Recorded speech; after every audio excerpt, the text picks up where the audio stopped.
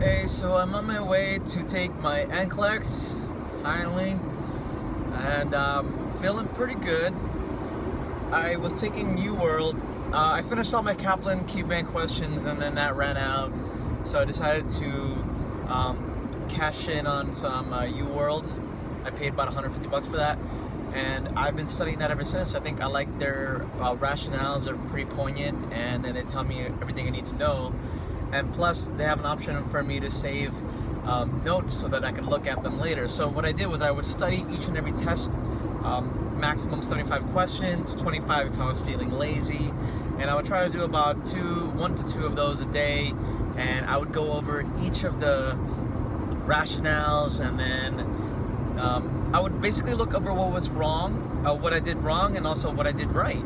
And each time that would happen, then I would start to like narrow down on some of the choices that I wasn't very good at, like maternity and OBG and child development, stuff like that. So those were my weakest spots. And then after a while, I would get tests that would be mostly just those, because I knew that those were my weaknesses and I hated them.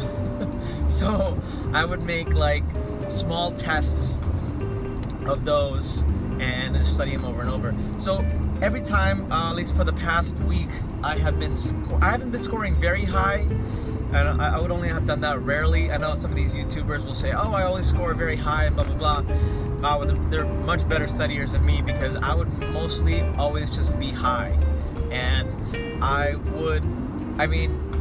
don't feel super duper comfortable about it because I don't want to be arrogant. But I didn't score very high. I scored always high, but it was always consistently high.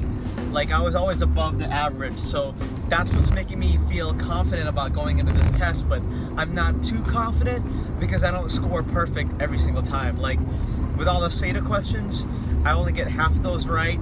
And usually the ones that I got wrong, I always miss or add a choice that I wasn't supposed to. So the test was meant to be hard. The test was meant to challenge me. So I'm really hoping that I know what I'm doing now, and I've memorized all my labs, and I focused on prioritization as well as oh, my turn's coming up in 1 mile. Hold on. Sorry. I know I'm driving, but I just want to not psych myself out. So talking to you makes me feel better. Everybody there in YouTube world. Anyway, so I've also practiced my prioritization skills and delegation skills, basically what I can and can't delegate to the nursing assistant as well as the LVNs. And I used to be an LVN, so it was actually pretty difficult for me because now I'm seeing things through a different lens. I'm seeing things as an RN rather than an LVN or a nurse or an assistant, unlicensed assistant personnel. So anyway, that was my weakness, and I swallowed my pride, and I made sure to, spend some time on that. So here we go.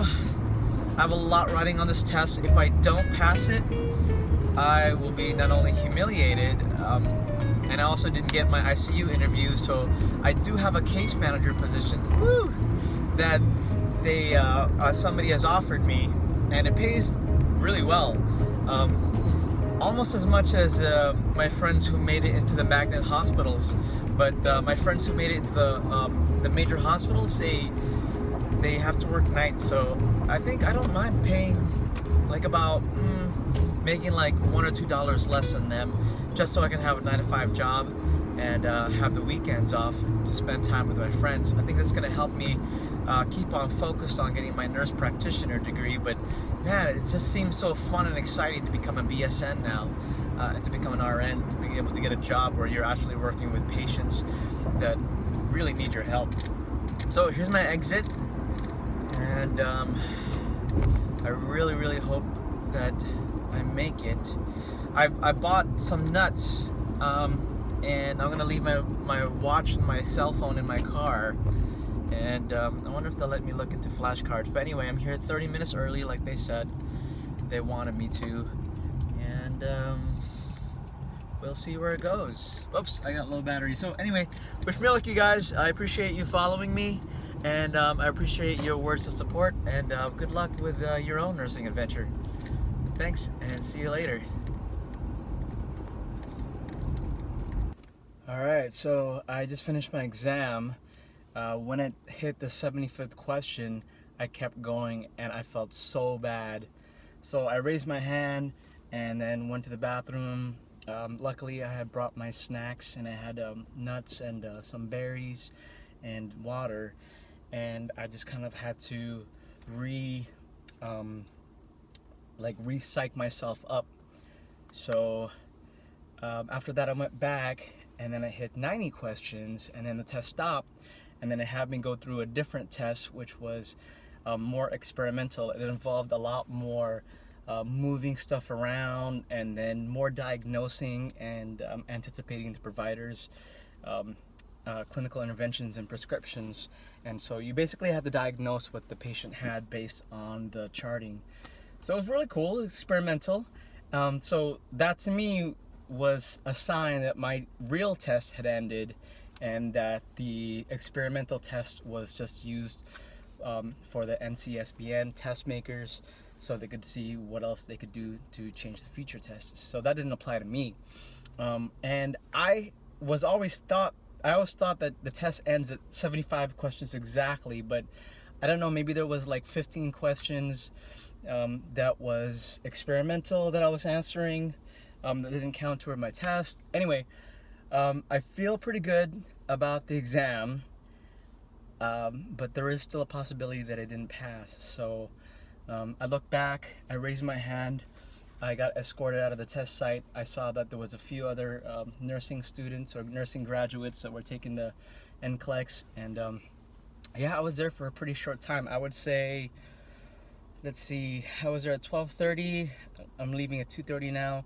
So between checking in and leaving the test, I took about 2 hours. So hopefully we'll figure out what happens.